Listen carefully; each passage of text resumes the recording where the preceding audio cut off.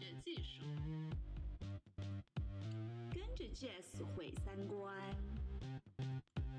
跟着鸟鸟在发育，婊子们的性生活，表酱。一步踏错，终身错，像海般为了生活，无语也是人心中的痛苦向谁说？为了生活的逼迫，颗颗泪水往肚吞落，难道这是你注定一生在那风Hello， 我是一入表酱深似海，一步踏错终身错的 Jess。开玩笑啦，我们这期节目呢，主要是要一反很多人眼中无可奈何为了生计去出卖肉体的那种妓女的形象。那我就采访了我在荷兰从事性工作的一位女生朋友，她其实还跟我是同一所大学毕业的呢。一开始她只是想尝尝新鲜，如今却越来越热爱自己的工作了。家人朋友也都很支持他。我们聊到了他第一次的接客的经历，他最不愉快的一次收费当M的经历，然后还有即将加入的一家拉拉妓院是什么样子的，还有跟妈妈出柜的情形，内容是相当精彩哟。不过这一期依然是英文节目，中文的文字稿会放在微信公众平台，请大家去搜索表酱 FM， 关注我们之后回复30期即可查看。那最近荔枝 FM 也出了打赏功能，据说榜单前5的主播和为主播贡献前5的粉丝都可以获得丰厚的奖励，希望各位客官多多关照哦。谁叫我是一个舞女。 Hello, I'm Rosie. I'm from the Netherlands. So in the Netherlands, I do sex work. In my case, that means that I work through an escort agency, which is really great. And I've been doing that for about 18 months. And it's the most beautiful job I've ever had. So when I started, I thought, wow, this will be like a fun job for maybe 1 or 2 years, and then it's enough. But then it was so amazing and so beautiful that I decided this is it. This is what I want to do with my life. So for the past year or so, I've been searching for ways to do that, to make it more into a career. I really want to make it a career. Nice. So what were other jobs you were doing before that? I've been doing a lot of studying. So before I started this, I was mainly studying. I studied journalism, Arabic language and culture, and Middle Eastern studies. And I thought I wanted to do a PhD actually. And I did do some research applications, but I got really bored of it in the end. And especially because I found out that sex work was so beautiful and gave me so much satisfaction.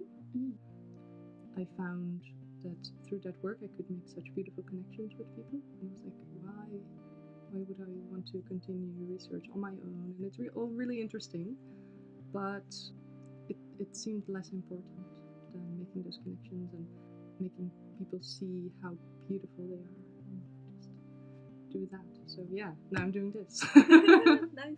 Yeah. You talked about satisfaction, and can you tell me a little bit more about it? Yeah. So I think it's 2 things. On the one hand, it's just a lot of fun, and I really enjoy sex, so sex work is pretty perfect. And through my agency work, I get clients that also like want to have dinner or have like a boat ride or stuff like that. Yeah, it's all really fancy. So it's a lot of fun in that way.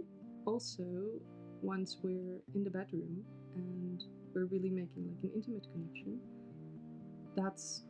it's just so beautiful, because with most of my clients there's this moment where suddenly all the masks fall away, and in daily life often they're like CEO of this or manager of that, but there's this point where all that is not important anymore. It's just one human seeing another human, and that connection is so rare in daily life, and I get to experienced that quite a lot, and it's just really beautiful. It's quite touching. Yeah.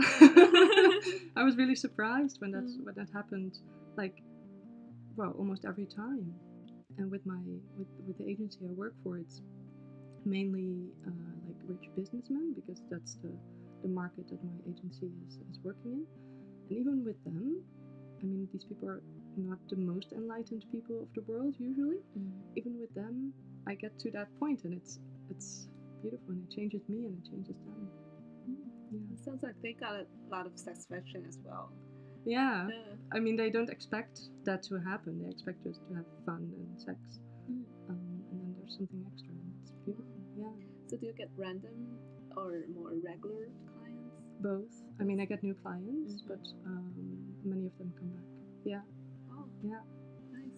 And I'm also now setting up my own business, because, like I said, through my agency, it's all like these businessmen, and they're great. But I would like to work with more different kinds of clients as well, like everything aside from rich men, basically. So then, would you charge less for? A little bit less, yeah. And also through my own business, I would market more or less towards like, oh, I'm so fancy and let's have dinner and drinks and da. Make sure that people actually know that there's that extra thing that they would come for, because now it's often a surprise, and it's a lot of work to like make all the masks go away. So in my own business, I would like to start with a little bit less of those masks, a little bit less focus on appearance and makeup and fancy dress and all that.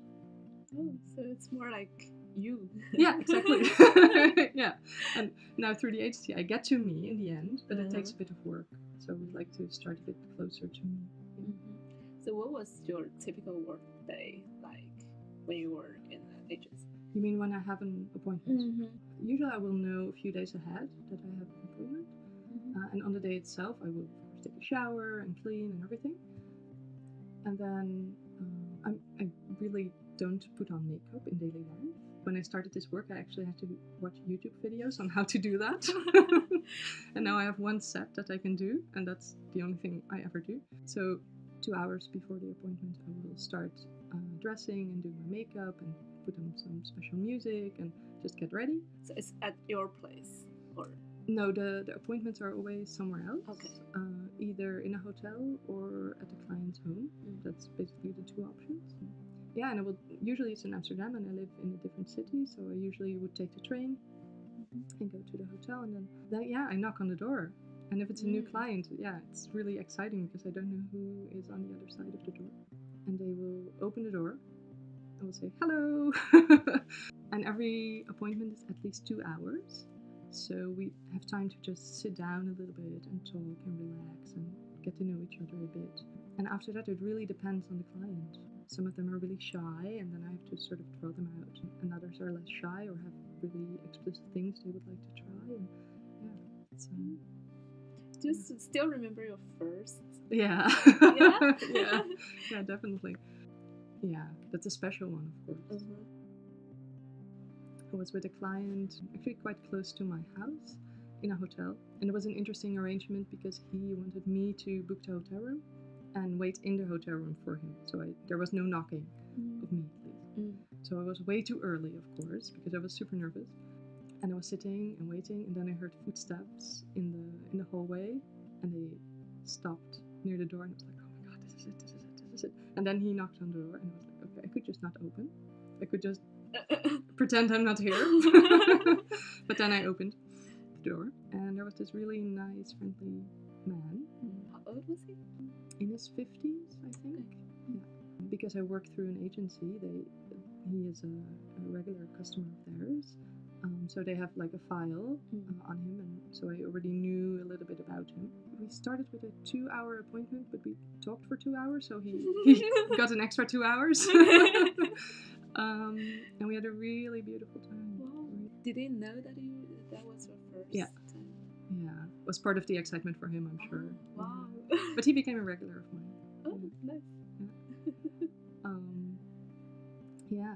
And I've been really pleasantly surprised about how nice and respectful all my clients have been. I have not had any real problems with clients. Only one client that was a bit not interested or something. And that was really the worst of it. So yeah, I've been really blessed with my clients. Really, my experience is that they all really want to have a nice evening. And in order for them to have a nice evening, I have to have a nice evening as well. And for all my clients, almost the most important thing is that they feel that they are a really great lover. So they really try to be that great lover. Yeah, so it's quite pleasurable for me, mostly. Yeah. Sounds like your most of your work is like girlfriend experience or dating. Were there also some kind of more like quickie? No, through the agency, like I said, it's a minimum of 2 hours. Okay. And clients are really looking for that girlfriend experience usually. What that means is that most of them are actual single guys because they're just too busy to have a relationship, but they do want that intimacy sometimes. And this is a good solution for them. So for an evening,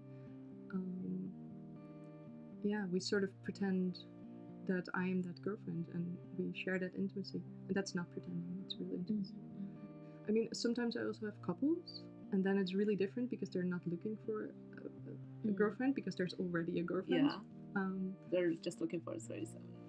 Yeah, and they're looking to explore new things, and it's usually really beautiful. There's often really beautiful communication between the two, and I'm just there to make their fantasy happen. Yeah, it's really honest and open. Intimacy. Yeah. Wow. Yeah, it's really awesome. I love those. Yeah, and recently I've started working for a lesbian agency. Oh, is there one? There's one. It started 2 weeks ago. Oh, that's wonderful. So it's really new. So we also don't know how many clients there will be, but it's really exciting that it's there. So when I saw it, I was like, oh, I want to be part of that. Yeah. And I have my first appointment on Saturday. Wow. Yeah. So this Saturday? Yeah, tomorrow. Yeah. Okay. Wow. Yeah. So that's really exciting and beautiful. And like, what's the price on average, may I know? What's your question? The price of, for example, a date with your previous agency. Yeah, so with like the heterosexual agency, to say it like that. So it's a minimum of 2 hours, and 2 hours will cost at least 700 euros. It depends on where the client is. So if they're in Amsterdam, it will be 700 for 2 hours. If they're farther away, it will be more. In the end, I get about half of that after like what the agency gets and taxes and all that. If the clients are in different cities, how does the agency guarantee your safety? Yeah, so there's a whole system, and it starts with when a new client calls the agency, and they have a system of screening them, and I can't really say how they do it because that would sort of defeat the purpose. Yeah. But they screen the client. So that's the first step. The next step is when I get to the hotel room and I feel that something is wrong, whether or not there's any actual evidence, but when I feel something is wrong, I turn around and I go away. And the client will get their money back, no questions asked. So that's the second. And then once I have knocked on the door and I feel like, okay, this is okay, I will go inside and we will have a little conversation, and then the money will be exchanged. And after that, I will call the agency and I will say, hey, I'm inside and everything is beautiful and good. And they say, okay, great. We will call you in 2 hours or so. So they will call me once the appointment is finished. And they do that. And I answer my phone and they say, hey, it's over. And I say, okay, great. I'll take a shower and go out. Unless the agent or the client wants more time. And then I have to call back within 10 minutes from outside the hotel room. And that way they know I'm safe and outside. And if any of these calls from my side don't happen, they will first call the client. And if he doesn't answer, they will call the hotel. And if that doesn't work, they will call the police. Yeah, so there's different systems in place. Yeah, sounds like a very reasonable and safe. And it works quite well. There have not been accidents since I worked at the agency place. But now that since you're starting your own business, does that kind of security? I'm arranging for friends to do this same call thing for me. Yeah. Okay. And I will do the screening myself, and the intuition is still there, of course. Yeah. As I said in previous podcasts, like no matter you're doing sex work or not, you actually need this sense of security anyways. Like you're dating someone from online, then you'd better call your friends as well. Yeah. Like let them know where you are, and yeah, many people don't do that. Yeah. And in my work, at least, I'm really conscious of the risks, and I try to make them smaller. Yeah. And then the lesbian agency, let's talk about that. How I'm super curious. Me too. Yeah. Because you said it just opened for 2 months? 2 weeks. 2 weeks. Yeah. So how many clients do you have so far? Not you, like well, in general. I will have my first one tomorrow, and I'm not even officially on their website yet, so it's like a bit overwhelming, I would say. But I don't know exactly how many clients they've had, but apparently this one is a regular already. Wow. Okay. They have done quite some market research. It seems there's a lot of demand for it. But we'll see. It just seems like a really beautiful experiment. How many sex workers are there? In that agency, they have 7 now. Wow. Yeah. And I assume all of them are either lesbian or bisexual or bi. Yeah. Wow. Yeah, they only want women working there who actually like women. So yeah. Wow, that's beautiful. Yeah. Yeah, and it's just these 2 women. They were like, why is this not there yet? And they just started it. It should have been there for a long time. Exactly, right? and I really like the fact that they were like, this is missing. Let's start it. That's cool. Yeah, and they're amazing. They're really, really nice and have great ideas, and it feels really, really good to be part of that and also bring that service into the lesbian community, or to, I mean, some clients are women who identify as heterosexual but are really curious, and this can be a really safe way to explore that fantasy. And with someone who's experienced. Yeah, who knows what they're doing? Yeah. Yeah, exactly. Wow. Yeah. But then, how much do you charge? There it's a bit less, and I don't have influence on the price there. And they work with like packages that you can purchase, and it's not really clear to me yet how it exactly works, because I've only agreed to work with them like 2 or 3 days ago. Okay. But yeah, it's a little bit cheaper because it's a different market, obviously. So how many hours will you work tomorrow? 90 minutes. Okay. Yeah, which to me feels really short. I feel like, oh God, we have to rush and but I'm sure we'll be fine. So 90 minutes including the talk. Yeah, so that's 90 minutes from the knock on the door to leaving. Yeah, so we'll see. I'm really curious about it. Yeah. And do you know any information of this client? Not yet. Okay. But the agency will provide me with whatever they know. I know that this is a woman who's looking for someone classy to have a nice time with. That's all I know at this point. But I will know more before I go. Okay. Yeah. So it's gonna be a fancy dress again. I don't know an age, but I will know that. Yeah, I usually know that. Let's talk about your personal life. Do your parents know your job?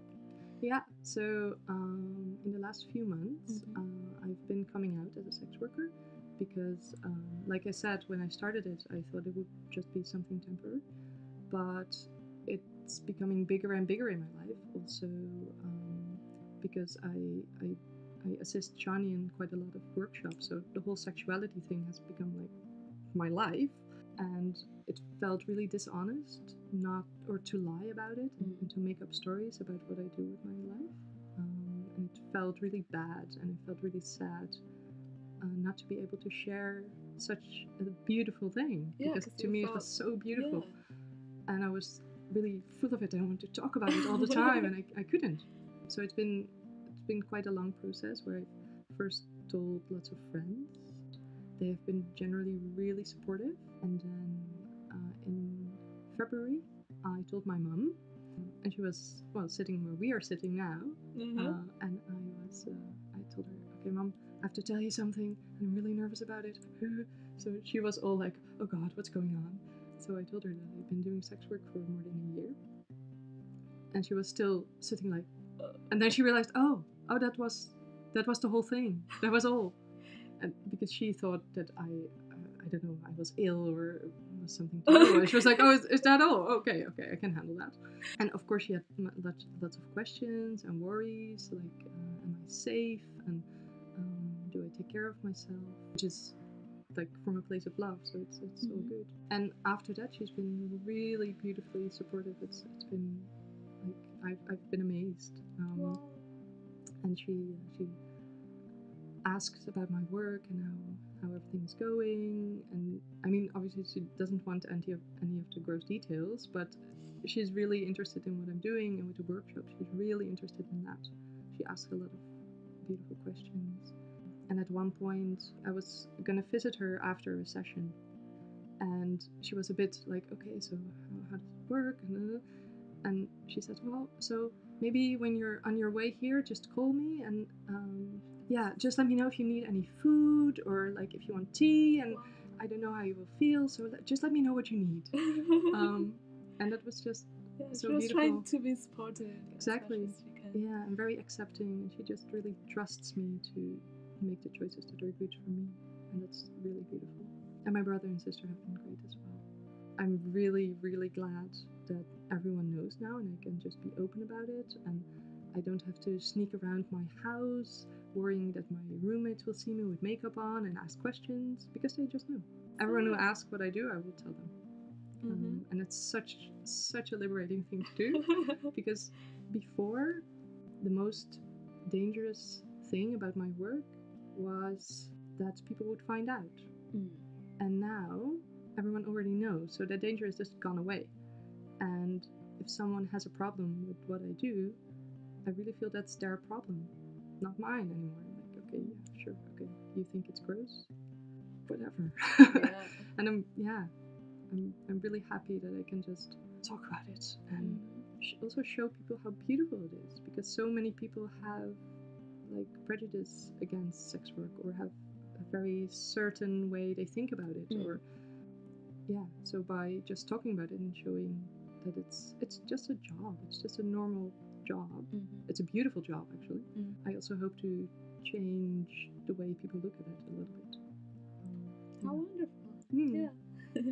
So and another common question is that how do you prevent STIs? Do you have any skills? Well, I'm just very strict with condoms. I never make exceptions for clients because it's not safe. So it's not worth it. No, exactly. And I've only had one client ever ask for sex without condom, or oral sex without condom. And I said, well, no, that's not a really good idea for both of us. Because if I'm going to do it with you, how do you know I'm not also doing it with someone else, right? It's not safe. So, and he was convinced. Yeah, he was just trying, you know. But it was just the one in all those months. So, and then I get checks regularly, like every 3 or 4 months. Yeah, and I'm just careful. And you do oral sex with condoms as well? Yeah. So would they... Well, yeah, they don't really like that, so I don't actually do a lot of oral sex. I really like oral sex, but with a condom, I don't like that, because the little bit at the end goes into your throat, and it's like, oral sex is not a big thing. So that means you have many other ways of making these hours attractive. Yeah. Can you say a little? Well, actually, it's not that hard. I mean, really? The whole setup, the whole situation is already very exciting to clients. Just to be sitting there with me and talking, and even just talking about sex a little bit is for many people already like, wow, can you actually talk about it? Wow, exciting.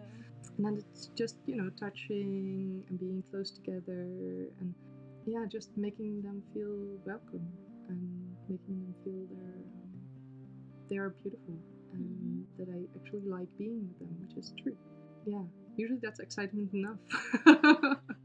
Okay. Yeah. So do you have any kinky clients? Yeah. Yeah. Yeah, it's like that. I recently found out when a client asks for someone more kinky, they send them to me. Because there was this one client that says, yeah, I had a talk with one of the ladies at the agency, and I mentioned that I wanted to try out things with leather and latex and maybe a little bit of S&M. Your name was like the first day. They were like, oh, then you have to go to her. You have to go. Yeah. So he's regular now. It's a beautiful one as well because he is married and his wife is not into any of the kinky stuff.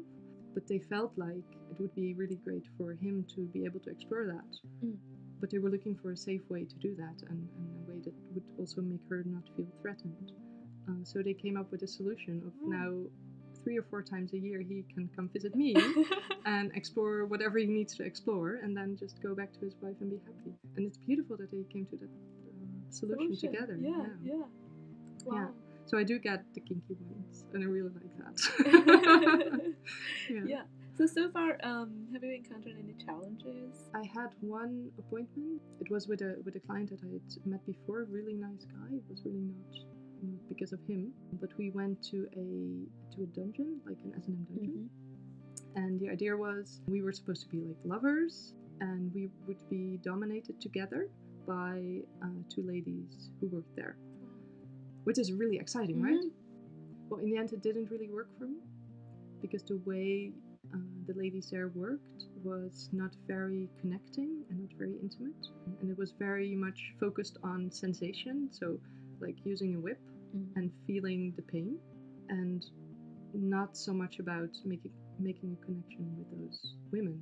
They were very distant, and I did not feel like they were holding me or that they were seeing me at all. They were just doing their job, and it was very like automatic almost. Mechanic. Exactly, yeah. Yeah. And that kind of kink just doesn't work for me because for me it's more of a tool to create a deeper connection. So I felt really uncomfortable there, and at first it was quite okay. I mean, you know, it's also just a job, so sometimes there's something you don't particularly like, but you know, you can go along with it.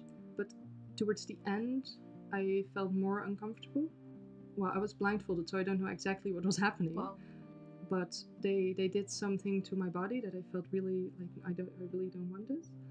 And that was the point where I, in my mind, felt like I had a choice. Like I could either stop the scene and go home and cry, and you know, also make the client aware that I had not a good time. Or I could finish the scene, like the last 20 minutes, and just go along with it. Make sure that the thing they were doing, that would stop, but still finish it in like a gracious way. And promise myself that I never have to go back to that place. And I made the second choice, which made it a lot more bearable because from that point it was my choice that I was still there. Yeah. And I made sure they stopped the thing they were doing. I still don't know exactly what it was, but it was something with like suction cups or I don't know. Okay. It was really unpleasant. And I finished the scene and finished the session with the client and made sure it was all good. And told the agency that I still wanted to see this particular client, but not there anymore. Yeah.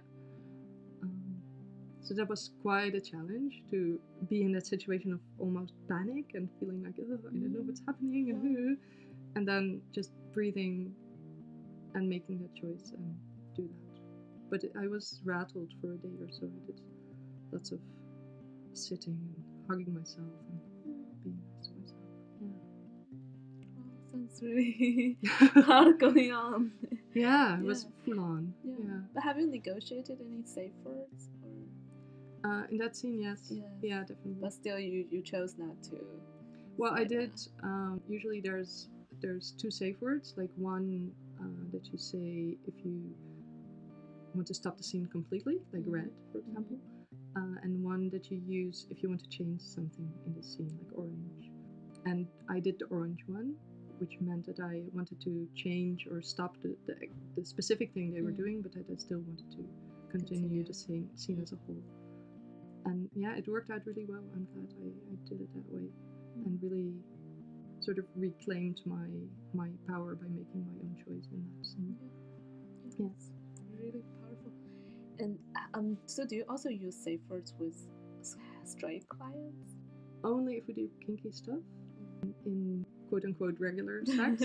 Not really, but there's lots of communication beforehand and during and after, and it's just constant check-in and adjustments, and, yeah, especially with new clients, because it's two new bodies and you don't know each other, so it's also a skill that many people don't have yet when they come to me. They actually talk about what they want and ask about what the other person wants, and so I try to teach them a little bit.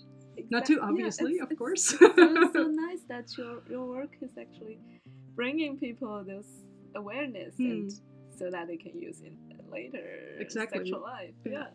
That's my hope. It's wonderful. Take it home with a little bit more skill. Yeah. It's always assumed that in the Netherlands it's like heaven for sex workers, but actually the legalization is not necessarily good all the time.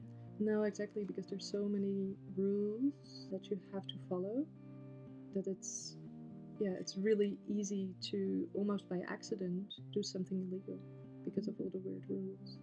And now with the new laws that are being passed, it's becoming more and more dangerous to do sex work. I mean, my agencies both have a permit, so it's fine. But in working for myself, I really have to be careful to get the right permit and to make sure that everything I do is okay and I do all the paperwork right. And actually, I was calling the municipality to ask about like what are the rules, what can we do, how can I do my work.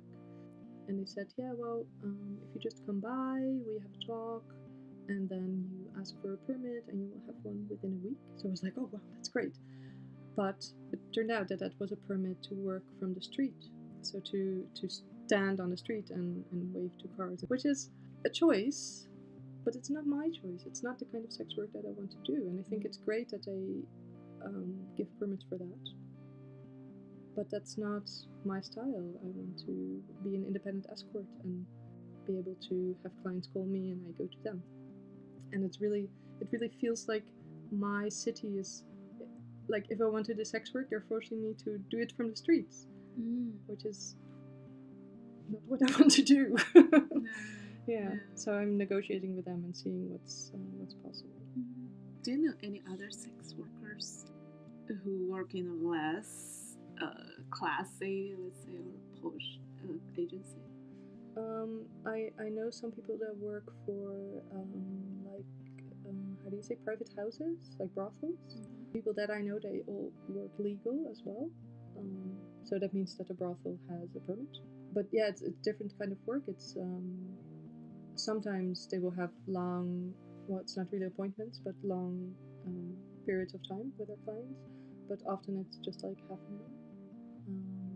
Yeah, and the women I know that do that love it, and they're like, I really wouldn't want to talk to a client, but please, just let's get into it. Believe many clients, they don't like girlfriend experiences as well, and sex workers as well. They don't want to pretend that they like their clients. They just want to offer their sexual services and be done with it and go to the next one. Because in your case, I guess you will only have one date maximum per day, but for them they can have a few many clients. Exactly. Yeah, it's just a really different style of sex work. But you know, the whole permit system is so, I mean, at first sight it's like, that makes sense that you would have to have a permit to do this kind of work, but it actually puts so much power in the hands of people who do have a permit, so basically the brothel owners and the agency owners, so the pimps, because they know that if I want to do this kind of work, I'm dependent on them and I have to work for them. And so they can easily say like, okay, if you want to work for me, you will have to give me 50% of your earnings. And I do that because I don't have a choice. And my agencies are great and they do great work and I'm really happy to work for them. But I would like to have a choice as well to work for myself. And right now I don't have that because of the permit system, because of the legalization. So I'd really like that to change, but it's not going to happen in Holland anytime soon, I'm afraid. Yeah, but you said you're already studying your own Yeah. work, so you got your permission? No, so I'm in the process of getting a permit, and I'm getting everything ready to start. So I'm almost finished with my website and just, creating the whole business and the whole persona and my offerings and all that. But yeah, I have to wait until I have a permit until I can actually do this work in Holland. So is that like taking a long time, or are there like procedures? Well, what's the difficulty? the difficulty mainly is that no one seems to know what to do in my case, because there's the street permit and there's a window permit, and we don't have any windows anymore in Utrecht where I live. And those are two quite clear-cut options, but they both don't fit my situation. So the difficulty is finding out what kind of permit I need. And I'm trying to find it out myself, but the Union for Sex Workers is also helping me in that. So yeah, at this point I just don't know how long it's going to take. And it's all bureaucracy and Oh, talking about Union, do you have a small community here? Yeah, a little bit. Yeah. How does that feel? It's beautiful. I mean, there's always been sex worker organizations, but over a year ago, a new one was found. It's called Proud, and they're really great. It's mainly run by young sex workers, and they're really great activists and just doing really good work. Also, considering this new law that's being passed, doing activism with regards to decriminalization, so taking away all the laws and just making it not criminal to do sex work or buy sex work. So yeah, they're really great, and they do all kinds of research, like field research, in order to actually have facts and figures to counter the usual arguments against sex work. Yeah, and it's beautiful to have that.